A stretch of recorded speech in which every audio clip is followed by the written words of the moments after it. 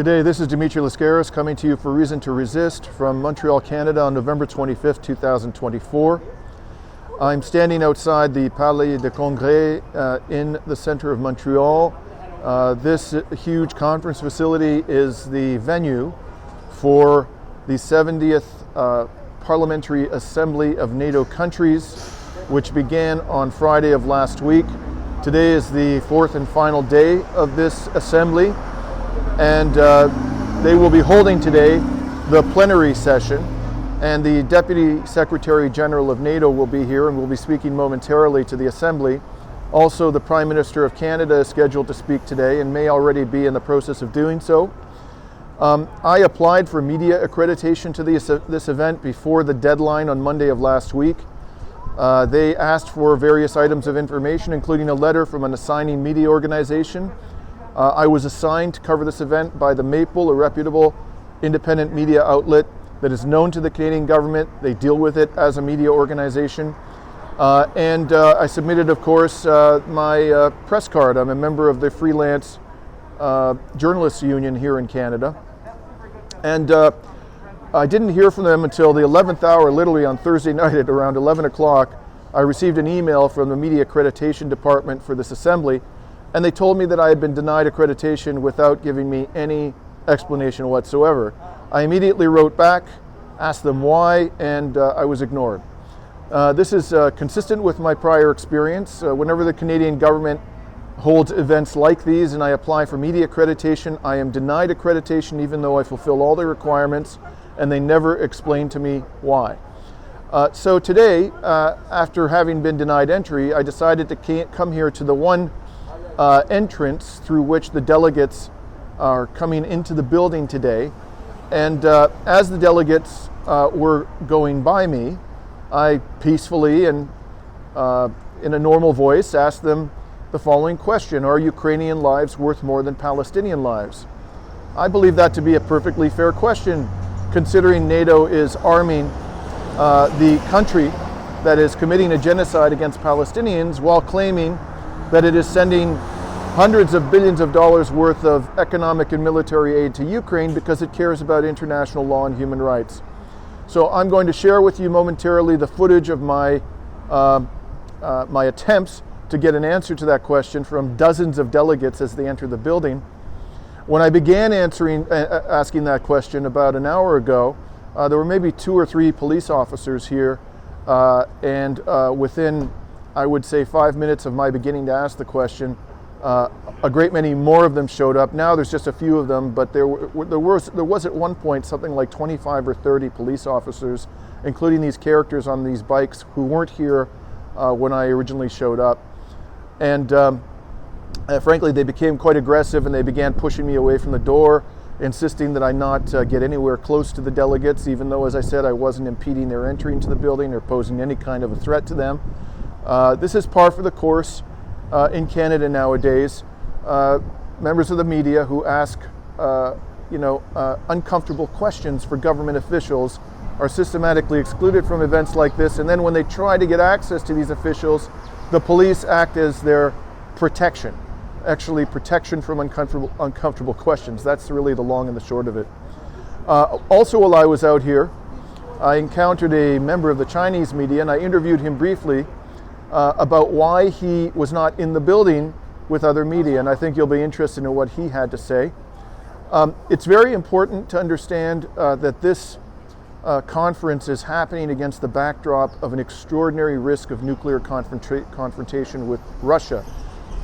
Around the time that this parliamentary assembly began last week, Russia responded to an attack on the city of Bryansk in the Russian Federation, on Russian territory, with 6 ATACMS missiles supplied by the United States. It's well known that those missiles could not be fired into Russia without targeting data and direct assistance by the United States military. And the Russian government had said prior to the attack that it would regard the use of these missiles on Russian territory as an entry by the United States into the war.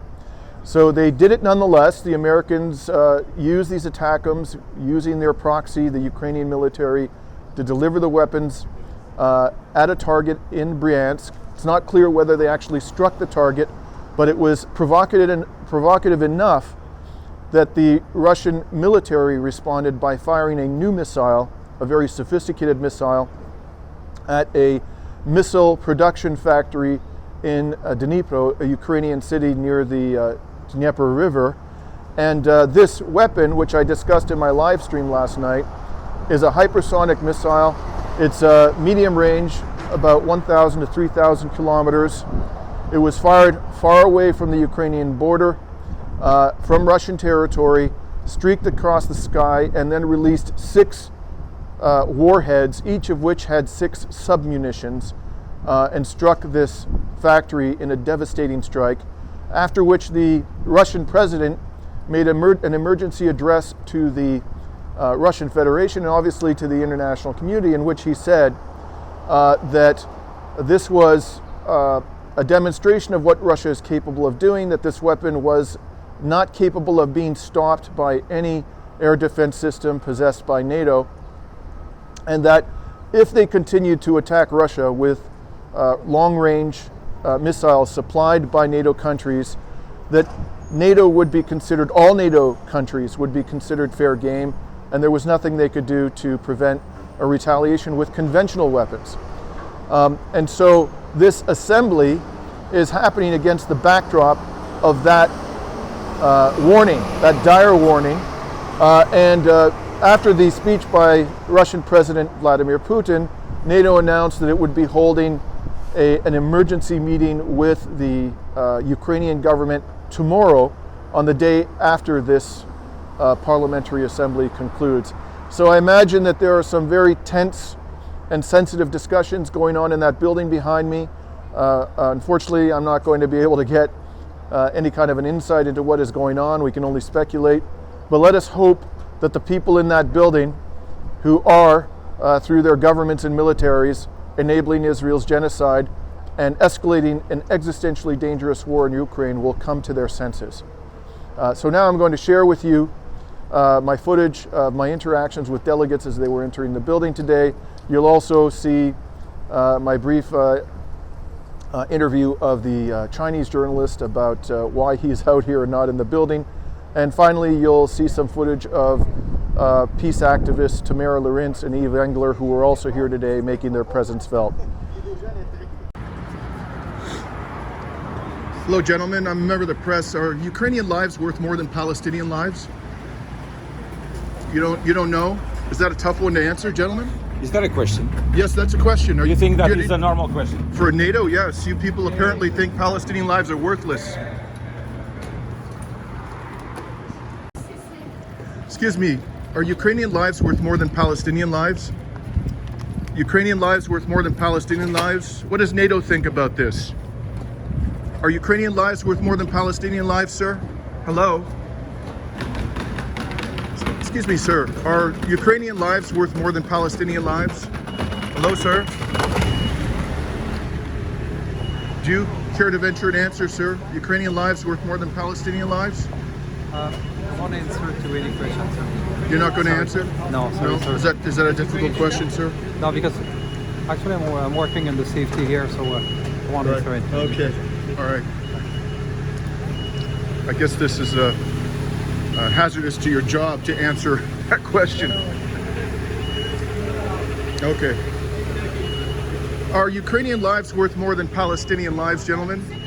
Gentlemen, do you have a view about this? Ukrainians matter more than Palestinians? Hello? Do Ukrainians matter more than Palestinians? Does anybody from NATO want to answer?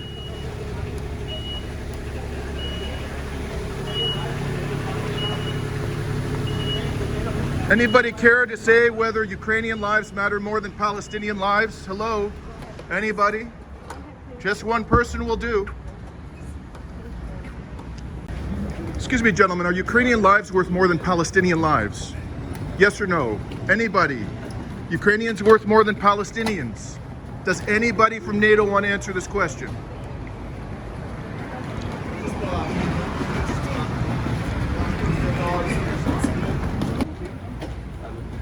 So you see Eve Engler is out here with me. There's probably 4 police officers for each of us. Sir, are Ukrainian lives worth more than Palestinian lives? Sir, hello? Excuse me, ma'am, are Ukrainian lives worth more than Palestinian lives? Hello? Gentlemen, are Ukrainian lives worth more than Palestinian lives? This is a very simple question, I would have thought. Ukrainian lives worth more than Palestinian lives, sir? Sir? Just clear the door, sir, okay? Are Ukrainian lives worth more than Palestinian lives? Are Ukrainian lives worth more than Palestinian lives? Hello? Ukrainian lives worth more than Palestinian lives? Hi, are Ukrainian lives worth more than Palestinian lives? Does NATO believe that Ukrainians are worth more than Palestinians? Hello? Does NATO believe that Ukrainians are worth more than Palestinians? Hello? Does NATO believe Ukrainians are worth more than Palestinians? Hello? Are Ukrainian lives worth more than Palestinian lives, ma'am? Sorry, I'm here to... You don't know the answer to that question? You're actually helping us out by making people. This is what happens when you ask tough questions to these depraved NATO delegates. They send out an army of police officers who make up laws and who pretend that it's a criminal offense to ask questions of representatives of NATO. A perfectly legitimate question. This is how the Montreal police react to fair questions by journalists. They bring out the goon squad.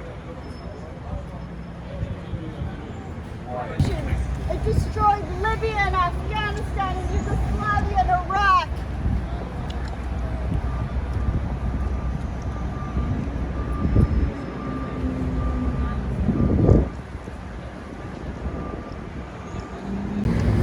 Sir, are Ukrainian lives worth more than Palestinian lives?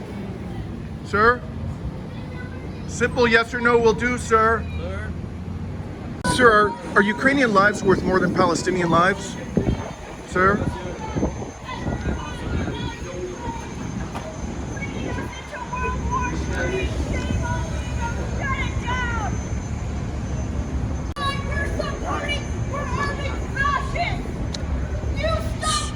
Are Ukrainian lives worth more than Palestinian lives, sir? Ukrainian lives worth more than Palestinian lives? Are Ukrainian lives worth more than Palestinian lives?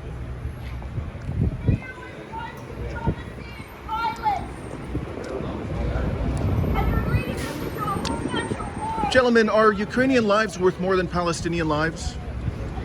What do you think? You think Palestinians deserve our protection as much as Ukrainians, gentlemen? Hello? Hi, are Ukrainian lives worth more than Palestinian lives? What do you think, sir? Palestinians matter as much as Ukrainians?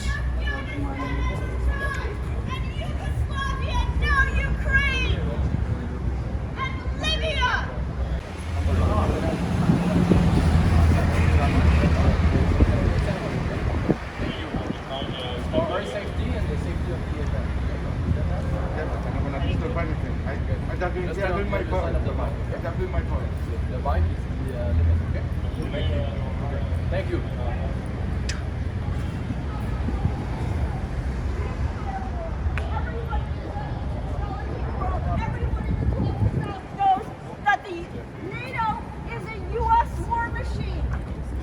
Sir, are Ukrainian lives worth more than Palestinian lives? Sir? Hello?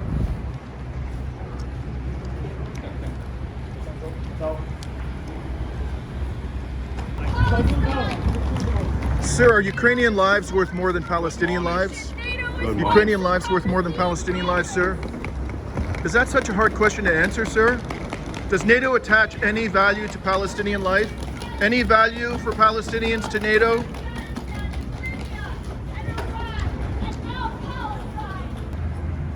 Excuse me, gentlemen, are Ukrainians worth more than Palestinians? Does NATO think that Palestinian life has any value at all? Why are you arming a genocidal regime, sir? You purport to be for human rights?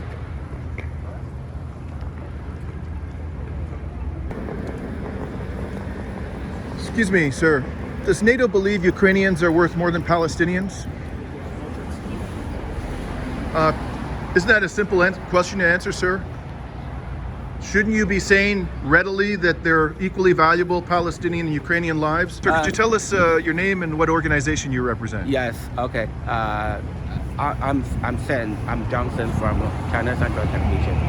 From China? Central Television. Right. And so I notice you're outside the building where the NATO Parliamentary Assembly is being held, not on the inside. Why is that? Why are you not inside the building? Because the organization refused any press or media not belong to the NATO or the partner of the NATO. So I applied for the accreditation of this assembly, but they refused. Right. So you'll be doing all of your work from outside today, is that right? Yes, absolutely. I have to do outside of the building and interview some protesters and also the peace lovers. Right. Right. Thank you very much for speaking with me today. Thank you. Thank you. That's my report from the 70th Parliamentary Assembly of NATO from the Palais des Congrès in downtown Montreal on November 25th, 2024.